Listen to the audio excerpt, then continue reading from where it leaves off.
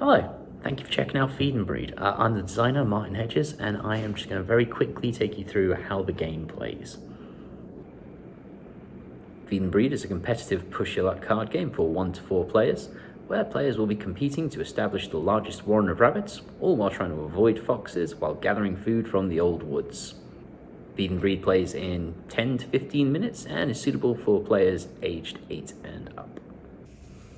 So here you can see that we have the game set up for 2 players. We have our rabbits set to 5, our food trackers set to 0, and our initial forage deck has already been built. This includes 6 food cards drawn at random and 3 fox cards seeded throughout the deck. For this example, we are going to say that our white rabbit is our first player and that our brown rabbit is our second player. On your turn, you must make an initial forage from the old woods by drawing 1 card +1 for every 10 rabbits in your warren. At the start of the game, we only have 5 rabbits in our warren, so our initial draw is 1 card. We draw the top card of the deck. This goes immediately into the discard pile, and you gain either the food or lose rabbits, depending on whether this is a fox card or a food card. In this instance, we've drawn a 3 food card, so we're going to add 3 food to our supply. This is where the push your luck element of the game comes in, as I can now choose to carry on past to the next player, or I can choose to delve deeper into the old woods. The white player here is going to choose to push their luck and delve a little bit further. They have revealed a 7 food card. This food card at this time is still in the old forest with the rabbits. Until they decide to bring this food home, this is not secure, unlike your initial draw. So I can choose whether or not I would like to push my luck further by drawing another card and delving deeper into the old woods, or I can choose to come home with this food that I've managed to gather.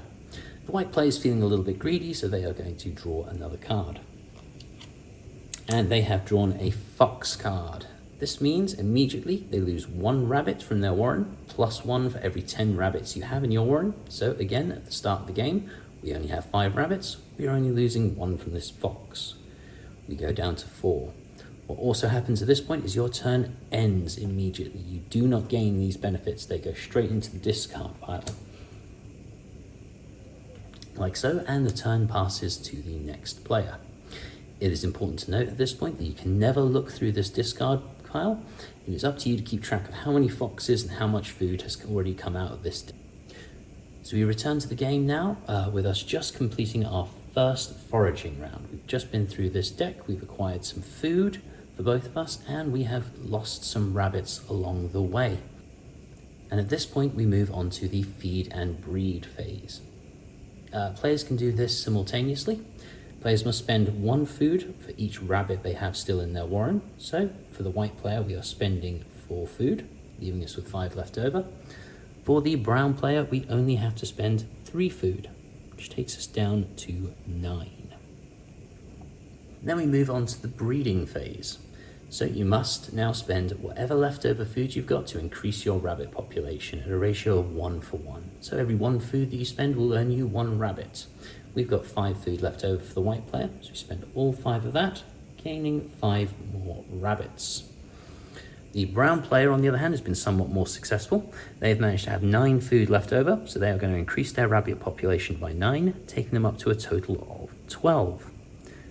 At this point in the game, once everyone has finished their feeding and breeding phase, you are going to increase threat by adding fox and food cards to this deck for every time a rabbit has been rotated. You'll see these symbols on the side of the card here. Whenever you rotate a card to increase your population, you must add 1 fox and 1 food card to the draw deck, which we will do right now. This deck is then shuffled up, and play will now continue, with the brown player now being the first player, and everyone else following. The game continues in this manner until you have been through the forage deck 4 times and had 4 total feed and breed rounds, at which point the player with the largest warren of rabbits will be the winner. And that is about it, folks. The game launches on GameFound on April the 2nd and will be running for 2 weeks. We really hope you can join us in this journey and bring this game to life. Thank you so much for watching the video up to this point, and hopefully I'll see you soon.